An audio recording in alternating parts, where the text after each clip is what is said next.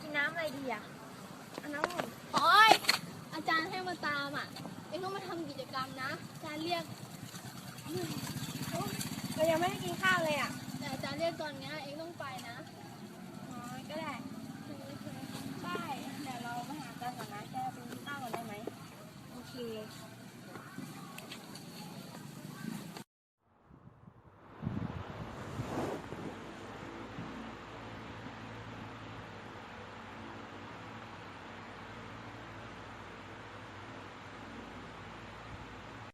เรนตามอะไรก็ไม่รู้ใช่ไหมเราไม่ไปเราถึงเรื่องนอนหนีไปเป็นแป๊บนึงนะอาจารย์มาฮัลโหลค่ะอาจารย์อ๋อว่างค่ะจะให้หนูไปทำกิจกรรมใช่ไหมคะตอนนี้ได้หรอคะได้ค่ะได้ค่ะเดี๋ยวหนูไปค่ะมีอะไรเหรอก็อาจารย์โทรมาให้เราไปทำกิจกรรมอ่ะถ้าแกจะขึ้นในฟิสิกส์ก็ขึ้นก่อนเลยนะเดี๋ยวเราไปช่วยครูทำกิจกรรมก่อนโอเคเราไปก่อนนะ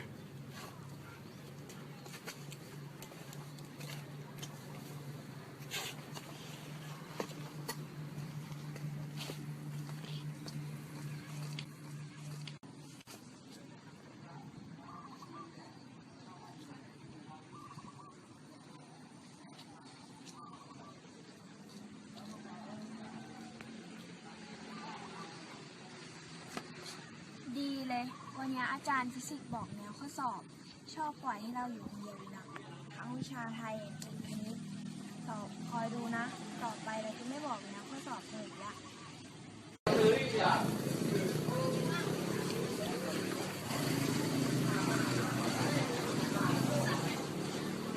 ได้เวลาขึ้นเรียนแล้วนี่นาไปเรียนดีกว่า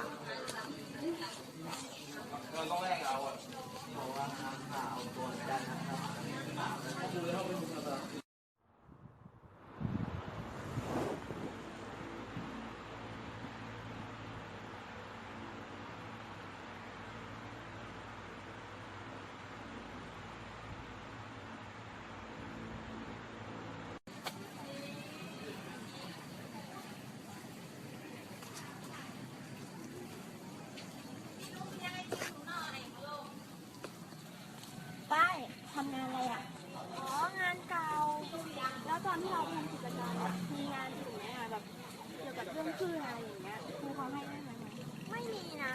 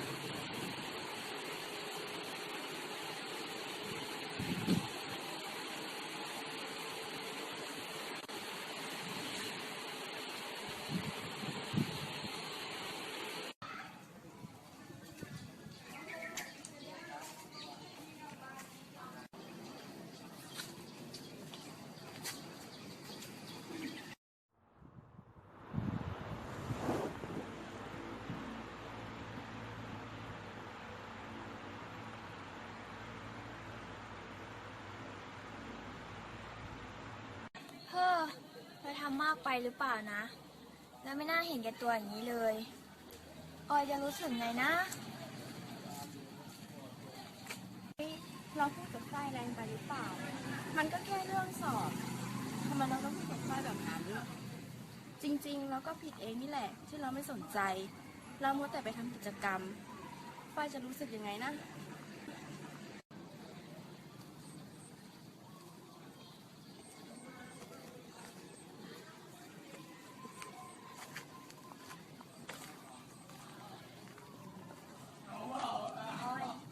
ออยเราขอโทษนะ เรื่องอะไรเหรอก็เรื่องที่สอบ อ๋อไม่เป็นไรจริงๆอ่ะเราก็ผิดเองแหละที่เราไม่สนใจเรียนอ่ะเราทำแต่กิจกรรมเดี๋ยวเรามาติวกันเนาะ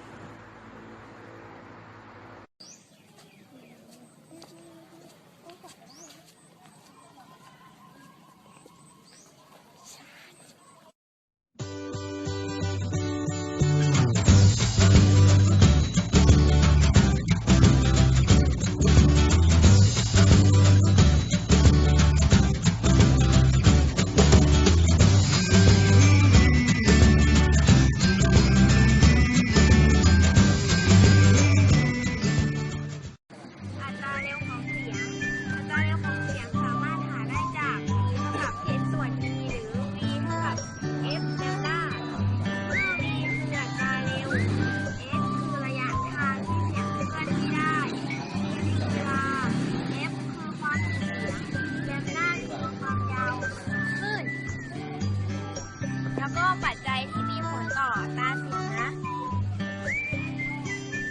เนี่ยถ้าเราใช้มือสัมผัสที่ลำคอของเราขณะเป็นเสียงจะรู้สึกว่าการสั่นของกล้ามเนื้อในทำนองเดียวกันถ้าเราใช้มือสัมผัสที่สาย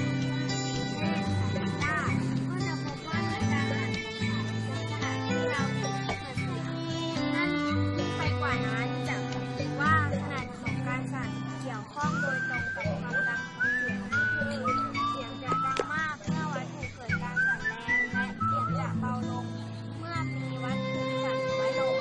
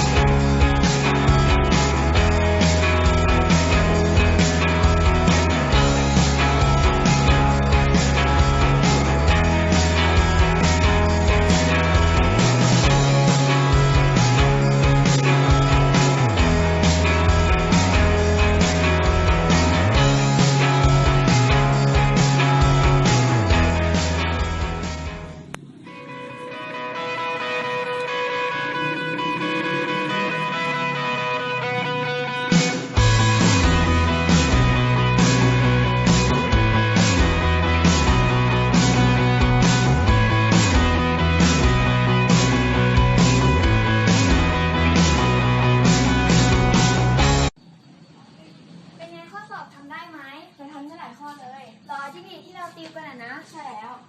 เดี๋ยวเราไปรอผลข้อสอบกันเนาะโอเคปะ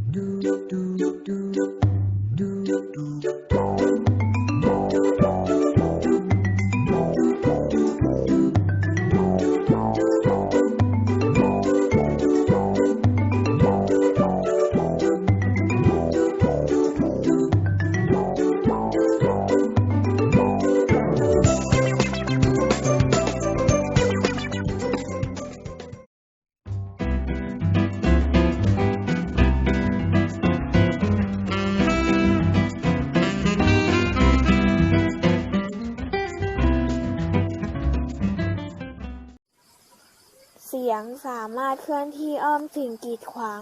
ไปยังด้านหลังของสิ่งกีดขวางได้เช่นเดียวกับคลื่นน้ำที่สามารถเคลื่อนที่อ้อมกับสิ่งกีดขวางได้ กล่าวได้ว่าเสียงสามารถแสดงสมบัติการเลี้ยวเบนได้ จากการทดลองพบว่าเสียงสามารถแสดงสมบัติการแทรกสอดและการเลี้ยวเบนซึ่งเป็นสมบัติที่สำคัญที่สุดของคลื่นจึงสรุปได้ว่าเสียงมีสมบัติเป็นคลื่นในชีวิตประจำวันเราจะคุ้นเคยกับปรากฏการณ์เลี้ยวเบนของเสียงมากกว่าการแทรกสอดเช่นได้ยินเสียงคนพูดจากมุมห้องช่องหน้าต่างหรือช่องประตูโดยทั้งที่มีขอบกำแพงหน้าต่างประตูบังไม่ให้เห็นตัวผู้พูดหรือแม้แต่เสียงจากวิทยุโทรทัศน์ก็สามารถเลี้ยวเบนอ้อมวัตถุต่างๆมายังผู้ฟังได้มลพิษทางเสียงเสียงที่มีระดับเสียงสูงหรือเสียงที่ก่อให้เกิดความรำคาญให้แก่ผู้ฟังระดับสูงต่ำของเสียงเป็นความถี่ของเสียงต่างๆหูคนได้ยินเสียงความถี่ตั้งแต่20ถึง20,000 เฮิรตซ์เสียงที่มีระดับสูงต่ำของเสียงสูงเรียกว่าเสียงสูงหรือเสียงแหลมเสียงที่มีระดับสูงต่ำของเสียงต่ำเรียกเสียงต่ำหรือเสียงทุ้มคลื่นใต้เสียงคลื่นเสียงที่มีความถี่ต่ำกว่า20 เฮิรตซ์คลื่นเหนือเสียงคลื่นเสียงที่มีความถี่สูงกว่า 20,000 เฮิรตซ์ คู่แปด